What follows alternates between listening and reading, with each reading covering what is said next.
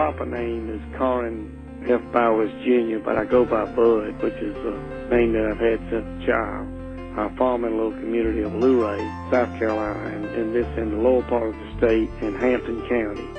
My father's father farmed, and then my father started farming in the early 50s, and then in 1976 I started farming with my father, land that my great-grandfather owned.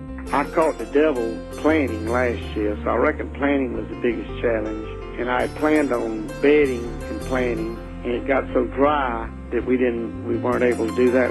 I tell people most of the time that the two most important parts about growing peanuts is making sure that you get them inoculated, and that would be for a new grower, because if it's not inoculated, then you got to add nitrogen. There's nothing like, the bacteria, and then making sure that they're dug right. I'm Jody Watson. I farm in the southwest part of Oklahoma in Tillman County. We grow a little cotton, a little corn, a little alfalfa, peanuts, and wheat and cattle. Last year's conditions, we were extremely hot, just about as dry. Peanuts have always been a real consistent crop. It's a crop that takes, some special equipment, and you've got to be dedicated to them and got to be willing to be patient. As you get older, your old body gets kind of weak and tired, and a lot of this technology helps kind of soothe that a little bit, so it makes it a little easier on you. You need somebody behind your back, and your family, or that's probably the secret to being successful in farming. You've got to have somebody. And in my lifetime, I had my father, my uncle, my grandfather. I had a lot of family people that made a big difference.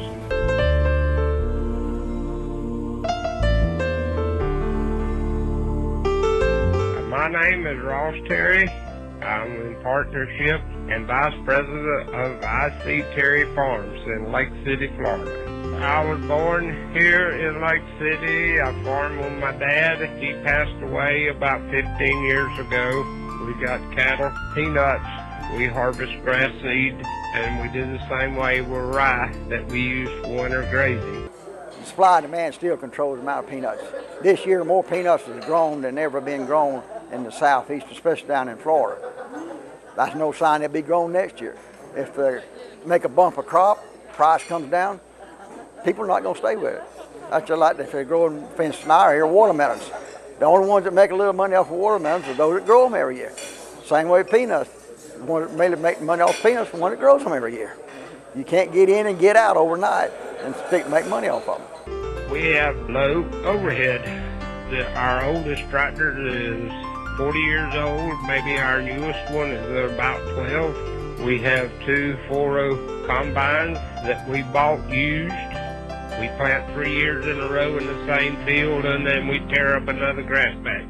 Rotation is the main doings in growing peanuts. Well, actually anything. And we always take the highest yield peanut and try to get the seed to plant them. There's a lot of work in peanuts, but keeping them sprayed every 10 to 15 days.